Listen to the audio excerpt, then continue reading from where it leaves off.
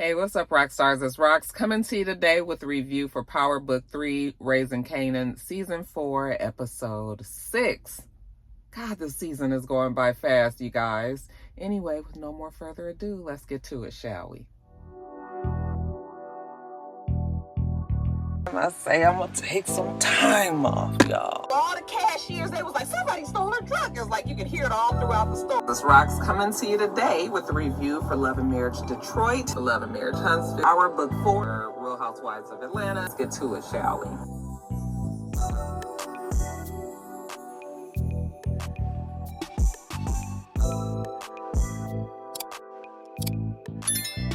Guys, so the show starts with us being at a memorial of sorts. You know, everybody in the neighborhood, all of Fame's homies and Kanan's family and whatnot, you know, they just cannot believe that Fame is not here any longer, you know. So they all then gathered at the bar that, you know, Lou got with the lady.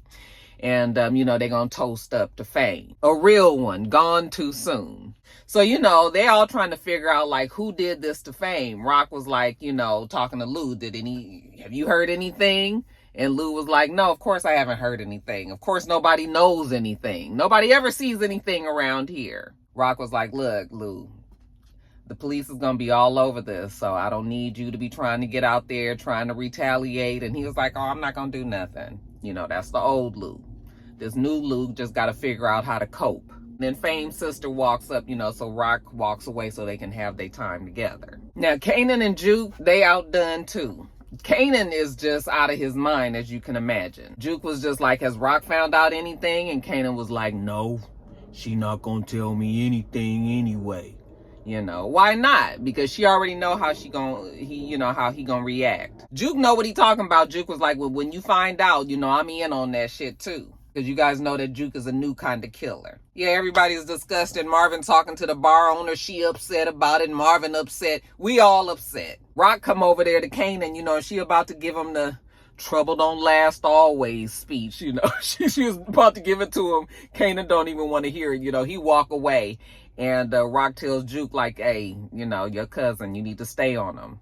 Like, he in a bad place right now. You know, Juke was like, don't worry about it. She got him. This right up Juke alley. You know, Juke is a stone cold killer these days. Now, Kanan goes over to his office, you know, the stash house, not the stash house, the drug house. So he's talking to his crew. And, you know, he just like, anybody hear anything? And they was just like, business ain't really doing all that well. He was like, nigga, is you playing? I'm not talking about business. I'm talking about Fame, my brother. I'm paying a whole lot of money to whoever can find out something. Okay, so Lil Man was just like, oh, so dead to work for now? And, you know, Kanan turned around. He's like, nigga, you just told me it wasn't no work. So is it work or is it not work? Like, what we doing? Okay, he's like, listen, I'm not even talking about work right now. I need to know what happened to Fame. Y'all got what I'm saying? I need everybody out here with their eyes peeled to find out what's going on out in these streets. Who killed my boy? Needs that info like yesterday. So when he leaves from there, he goes over to his storage. All right, because you know he's stashing the money that he's skimming off the top from his mama Rock. He putting it in storage. So, you know, he goes and does his regular daily drop. And this time, however, one of the guys from the crew followed him. All right, I'm assuming that guy is probably going to go tell Unique, or he gonna use it for, it's not a good thing that guy followed Kanan. Now Lou, he's so upset about this thing with Fame, you know, he trying to deal with it. He talking to his AA group and he's telling them how, like, you know, something really bad happened to somebody in his family. You know, he's upset about it. He said before, when something would happen, he would drink, but he don't drink no more. So now he don't really know what he's supposed to do with these emotions and these feelings, and he's upset, you know, Fame gone and all that. He just trying to work through it. But he sure didn't need this to happen as soon as he graduated from his little program. While Lou is over there, you know, trying to figure it out, Juke is handling it a different way. All right, now Juke then found Marvin's gun at the crib. So she's decided to take it out to an abandoned building, and she done set up some bottles, and she taking target practice. And, you know, you can see her eyes, they're sparkling, they're alive. Okay, found something that Juke is good at. Now over to Unique. Unique goes to see Mr. Russo. All right. And Mr. Russo, you know, he ain't really got it. He ain't really got it for Unique. He just tolerating Unique for right now because maybe they might have some business to do. So, you know, he tell Russo, like, listen, I got everything all set up. All I need is some muscle and some money. He gonna go against Rock and Fish. Come on, Russo, let's be in on it. Now, Russo, he might be in on it, but he don't know how he gonna make money out this whole deal. You know, he don't know how this is gonna help him. Unique said, listen, he gonna set it up. He gonna have everything going. He gonna get his regular drop. He just needs to know that New Jersey is behind him. Like, he gotta have their support, but he going forward. Russo was just like, well, from what I understand, your girlfriend got the corners on lock. And Unique was like, that is not my girlfriend, first of all. Secondly, she running out of product. Okay, she ain't gonna be able to have them corners in a minute. So, you know, Russo is thinking about it, and he was just like, you know, I can't really take Fish out. That's an immediate death wish on my part. So no, we not gonna do that. But maybe we can press him a little bit, soften him up a little bit, you know, see how that go. So he tells Unique, go check out his boy in Trenton, New Jersey. You know, writes down the address. He got exactly what you need. Go check him out. So Unique go get all fresh to death like $1 million. Okay, we bringing back the old Unique, which is the old Unique body with the new Ronnie personality. I'm just like, it's ruined for me. If I didn't love Rock so much, you know, I don't even know what would be the draw. Well, I do love Marvin too, and Lou. I do love these people, y'all, but still. Now, speaking of Rock and Marvin, so they go back and they talk to David. David is even worse than he was before they killed Terry. Okay, David now has nobody to rein him in. I guess Terry was the one that kind of held control of David, if you can imagine David being under control. Now he doing coke in the office and everything. It's just like they just don't have no control over David no more, you know, and Rock is sick of it. She told Marvin, listen, you created that problem in there. That nigga is on you. You the one need to make sure that David stay in line. Rock ain't got time for this.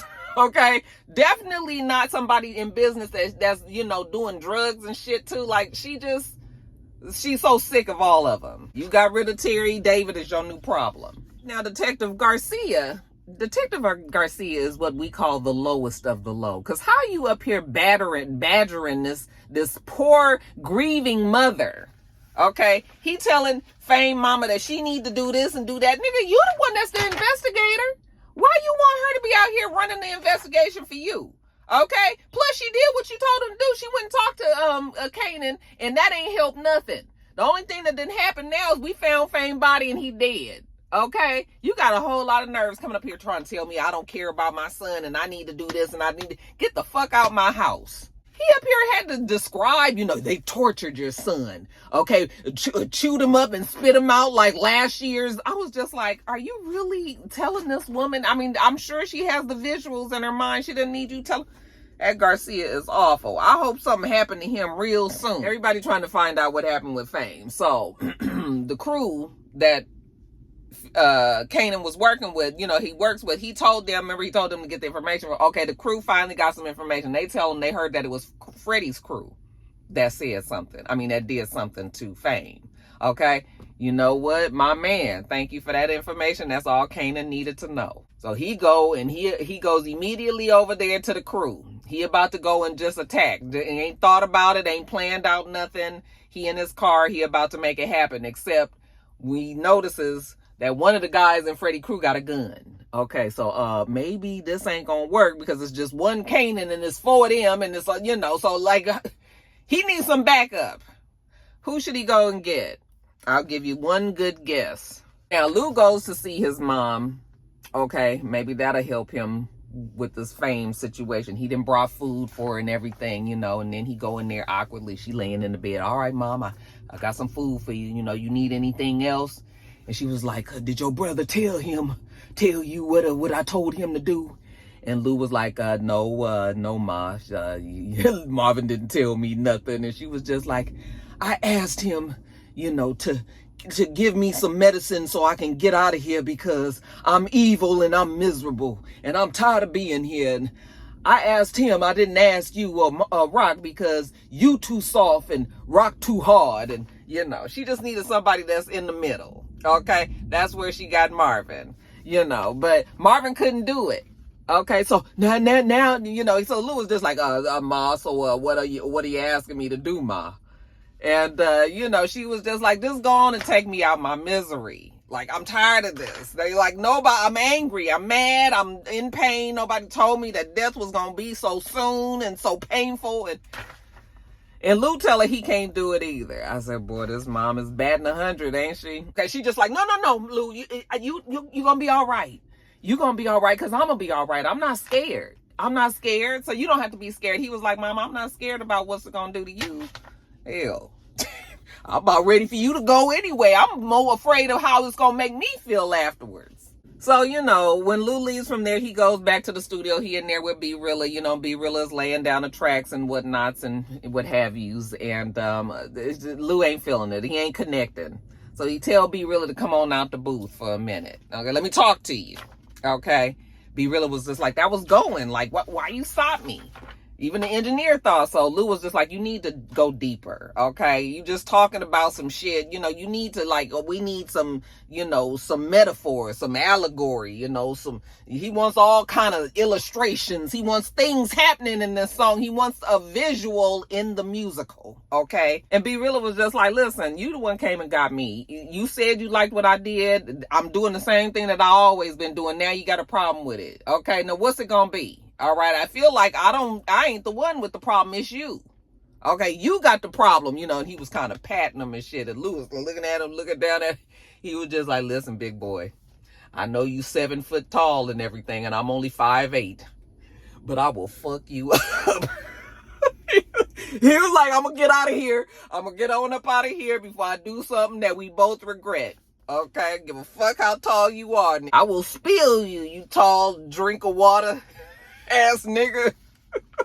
So Lou goes to the bar. He looking like it's a drink sitting in front of him and he want that drink real bad. I mean, I'm sure his mouth is watered up and everything, you know. And then here come Teresa, famed sister, you know, rushing in. Oh my God, Lou, you know, thanks for calling me. Oh, I didn't know who else I could call, you know. She said, thanks for calling. Did you drink? He said, nope.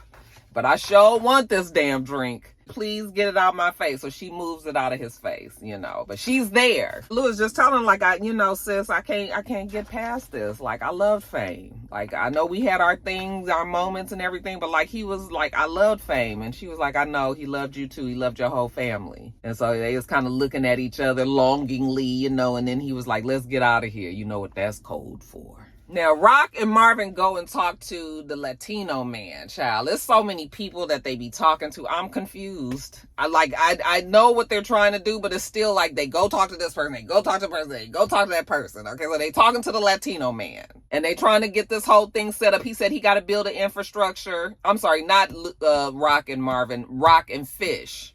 Okay, they talking to the man and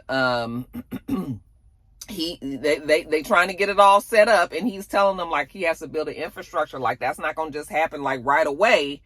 And Rock was like, that sounds like a you problem. I'm telling you the business part. You handle whatever you got to do to make sure that you can do your business part. Okay, my business part is I'm bringing it to you. Okay, you hire the people and get the buildings and whatever you need to do on your end, you know. And that Fish was looking at Rock like, I think Fish genuinely really likes Rock. Like, he kind of be like, girl, I just love seeing you in action. The way they talk about niggas and everything, you can't be one of the ones they talking about. You can't be. But anyway, we see Marvin. Marvin goes to see the mother. All right. And she's there with the nurse. And, you know, before he goes there, he's just like whispering to the nurse, like, hey, I'm kind of here to see Mom's. You know, how's she doing today? And the nurse kind of look at Marvin, so like, you know how this bitch is, but she don't say that. She just like, well, you know, your mom has just been a little tough today.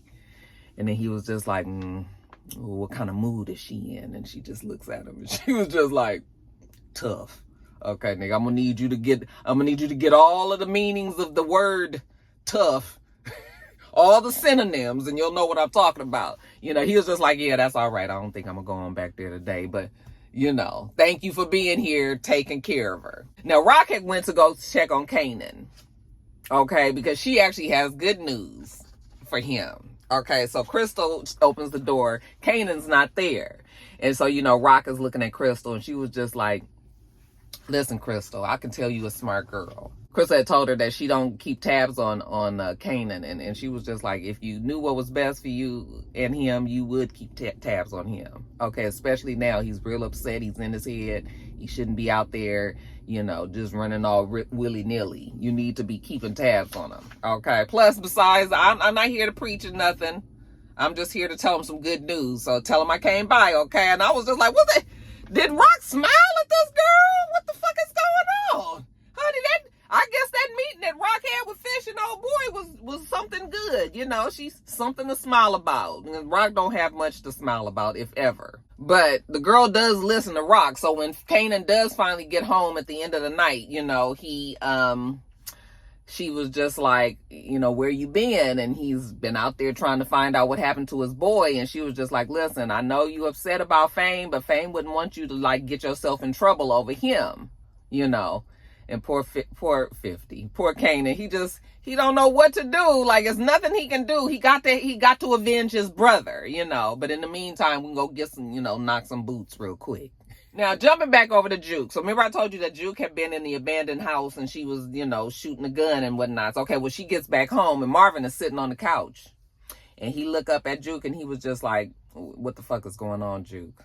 You know, where you been? Oh, she just been out kind of around. You know, he was just like, where my fucking gun at? I knew something was wrong as soon as I sat on this damn couch. You don't be fucking with his stash, okay? And he was just like, where you been? You know, she wasn't doing nothing bad. She was just out shooting, you know, target practice. And he was like, oh, so that's what the army taught you? Target practice? You like shooting guns and shit? Yeah, she do. As a matter of fact, she was pretty good at it. But I don't want you to be shooting guns, being good at shit like that. That sounds like some shit that I would do. I don't want you to do that. And she was just like, but I am you. Okay, at least a part of you. And he was like, no, Juke. I don't want you to have no parts of me at all when it comes to this kind of thing. Like, I don't want you to do this. I want you to keep running away from this life. Like, this is not what I wanted for you. You know, and if you feel like you're going to be like me, then that's real bad. That's bad. He was like, and listen, I know you mad with this shit with Fame. He was like, if I was you and that was my boy that got killed and done the way that he did, like, I would be fucking painting this town red. But don't be like me. But he's like, but you know, he's talking to might as well be talking to himself because Juke is not listening. Hell, she's already you, Marvin. So he was just like, give me my gun. Okay. Give it to me now. She does. Then we also see Lou. He in the studio with Fame's sister, you know, and they listening to music and everything, but Lou just can't, like, he can't get back in his zone. He can't hear anything that's good or bad. Like, his whole judgment is off because the shit with Fame got him messed up. And she was just like, I mean, I understand, but it's like nothing you can do. And I mean, even if you went and did something to somebody, you know, it's not going to bring Fame back. It's not going to change anything. It's just going to be more death, more problems. Like, you know, he just wants to feel different. Because, again, he don't know what to do with these emotions that he's feeling, you know. And she was just like, well, you know, I'm here. I can help you feel a little different, you know, than how you feeling right now anyway. Okay. Maybe it won't help long term, but, you know, right now we be... So, yeah, they going and mix it up in that studio, you know, and have a good time. Like old time's sake. I was just like, Lou, you sure is real comfortable with old Miss Jessica. Where is your new right-hand man that you went and had sex with last week? That you just met a couple of days beforehand, okay? She ain't gonna like this too much. And sure enough, after Jessica done did her business and everything and left, and Lou's there at the studio and he done fell asleep, because, you know, that's what niggas do. Then here she come. The assistant, the partner, whatever her name is.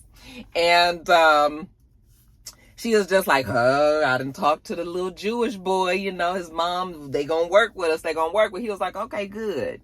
You know, you can talk with them and see where they at with everything, you know, maybe that's something we can do. You know, he kind of trying to brush her off. And then she noticed a little glint over there. She's like, what is that? And he looked over there too. And I was like, well, what is it? Okay. It's some jewelry. It's a necklace. She walked over there and say Jess. She was like, Jess for Jessica. I said, excuse me, I just have a question. Just real quick. Okay, this is off topic a little bit, but I want to know what kind of fucking we doing that you got to take your necklace off. Would you thought your hand was going to get caught up in? Why is her necklace not on her neck? Baby, I mean, I done did some fucking in my days, but I ain't never had to been like in mid-time, like, hold on, let me get this off. Girl, oh no, but I really want to know exactly what Lou and Jessica was doing up in there. I'm kind of with old African girl right now. I'm with her right now. What was you doing? She see that and she got an attitude. She was just like, oh, tell your friend. I was like, that's not an automatic. Lou, you gave it away yourself by looking guilty, because nobody automatically thinks you was fucking somebody because a damn necklace is sitting on the table. So when she goes storming out, you know, Lou kind of act like he gonna rush after. I said, Lou, go let that girl go. She a hoe anyway. You just met the girl and she already was giving it up. I thought she was supposed to be showing you her record album collection. Anyway, back to Rock. So Rock go and talk to the head Asian, the one that's over everybody. Okay. Terry, David, all them, you know. He just kind of trying to soften the waters. And he's like, listen, I'm not like Terry or David. I understand. Like, I know Terry was trying to not work with you.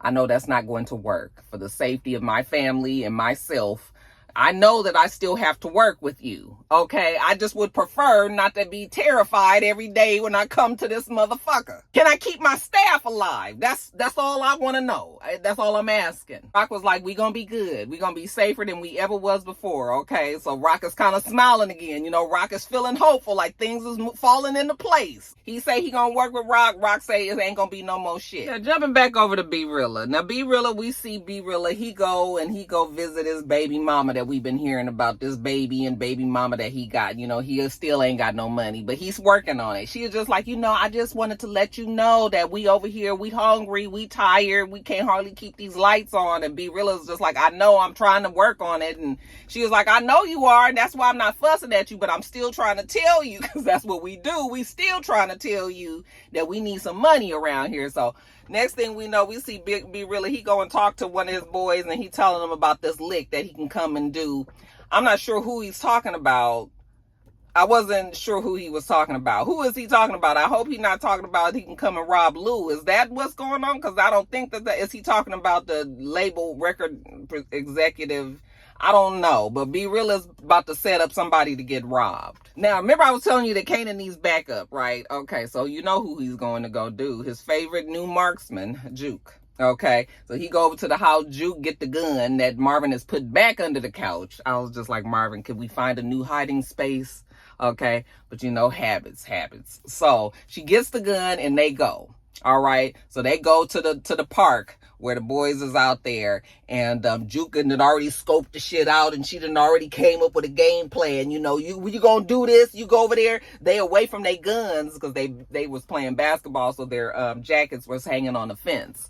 So she was like, they away from their guns, so you know, you run up and they ain't gonna have nowhere to run to. And he was just like, oh, nigga, I mean, who told you how to do this? You know, she was just like, nigga, I'm not new to this, she true to this. Okay, come on. And she was looking at him, and it's only one of them that pulled the trigger, but you know what? It's 4 of them out there, whereas 1 is 4. It's the whole crew. Everybody gotta go. And it's looking like, I mean, I guess. So they get out there, and honey, Juke is running the show. She's shooting guns in the air. She terrifying the boys. You know, they trying to get away. She was like, we know that you guys did that to Fame. You know, they told us that Freddie Crew came and, you know, did this and that. And, you know, they trying to tell her, like, no, they didn't. You know, she's terrified, shooting the gun like inches away from their fucking head. Just like, well, damn, Juke. Even Kanan is sitting there looking at her like, oh, like, I didn't know she was about to be on all this, you know. And but Kanan is listening to the boys saying how, like, they've been hearing like all this stuff, like the police killed Fame because Fame had some information about a dirty cop, which we probably talking about Kanan's father, right? So they were like, so, and to cover it up, you know, they killed Fame. And so Kanan is listening like they might be, this is probably true. So he go over to Juke, who's having the time of her life, you know, just scaring everybody. Okay, and so Kanan is just like, hey, Juke, I know you doing what you do, and you do it well. You do it well. However, we gotta go, okay? And so, you know, she get one of them. She was like, if you lying to me, and she got the gun like right up to his face like this. She had that crazy sparkle in her eye. Yeah, Juke has definitely found her calling. Juke is heading down the wrong road, okay? We see Lou, he go and take Jess her necklace back, you know. Oh, thank you. I was looking for that. Oh, you was looking for it, were you? Why'd you take the shit off in the first place? Did you know he had a hole? You know, was you trying to leave your mark behind? Maybe we need to try to investigate why your necklace was there. Shit. So she's like, I'm going back to LA. My mama coming too. She don't even want to be nowhere near here now that her son is gone, you know, and he he was just like, that must be nice. And she was just like, why don't you come? Like, LA is a big place. It's enough room for you too. Like, you don't have to be here with all this is going on, just sadness and death and destruction. And he was just like, yeah, it's just, even though it sounds good, he can't really leave right now. Okay, he's in the middle of some things. So once again, Jessica is leaving Lou. And then lastly, you guys, remember I told you that Rock been smiling this whole episode. I knew it was a bad omen. Okay. She damn near skipping when she get home. From a long day at work. She come home, she turning the lights on, she take her jacket off, put her purse down and shit. Then we hear 50 Cent. I said, oh shit. You do this long enough, you see some shit that just don't make no damn sense. And then you see Rock kind of come walking around the corner. She goes into her kitchen and she just stops and freezes. She kind of got this look on her face like, oh my God, okay? And then it pans over there and there go Unique. Then 50 Cent say, but the craziest thing that I ever seen is seeing a motherfucker come back from the dead. And then Unique says, Rock, you was right about this butter pecan. Okay, and then that's how the show ends, with Rock looking flabbergasted that the love of her life is standing in her kitchen ready to chop her head off. Girl, he coming for you. Okay, at least now you know what's been going on with the Asians. Good episode. Very good episode. Y'all let me know what you thought about it. All right, you guys, that is it. I'm going to get on off of here. You guys, make sure that you thumbs up the video, comment, subscribe to the channel if you haven't already. I'm Roxanne. The channel is itsrox, and everything else I do will be in the bottom bar. All right. So I hope that you have a wonderful, wonderful rest of your day, and I plan on doing the same. Till next time, Roxstars. Bye.